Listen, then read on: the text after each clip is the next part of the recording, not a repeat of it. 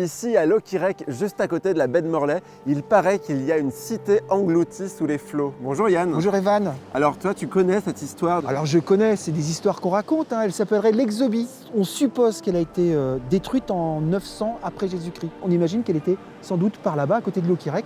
Loquirec d'ailleurs était sans doute une des routes commerciales pour entrer à l'Exobie, c'était une grande cité. Elle avait plus de 37 églises, c'est ce qu'on raconte.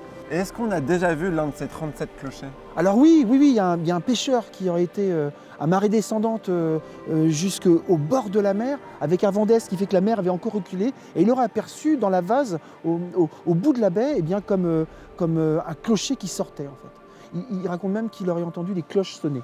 Ah bon? Alors personne ne l'a cru, bien sûr, on a dit que c'était qu'il avait bu, mais c'est ce qu'il a juré en disant « j'ai vu un clocher et j'ai entendu les cloches sonner ». On raconte aussi qu'il y avait eu deux pêcheurs, des gars qui partaient à la pêche à pied, partir à marée basse dans de la brume. Ils ont été tellement loin qu'ils sont arrivés sur une route pavée. Il y avait des murs, des maisons, enfin, ils sont rentrés comme dans une vieille cité abandonnée, tout au bout, par là-bas. Ils ont pêché, ils sont revenus, et ils ont raconté ce qu'ils ont vu. Alors bien sûr, personne ne les a crus, comme d'habitude. Mais il y en a un, il a sorti de sa poche deux trucs qu'il dit qu'il avait trouvés, tu vois.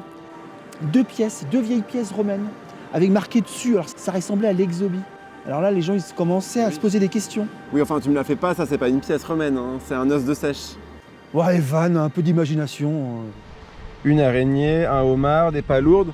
Eh bien franchement ici on peut en plus ramener de quoi manger le soir et peut-être, qui sait, un trésor. Ça veut dire que si on fait de la pêche à pied à Loquirec, on peut peut-être finalement ramener un peu plus que juste un panier de coques ou de palourdes. Je peux pas en parler de ça. Ah.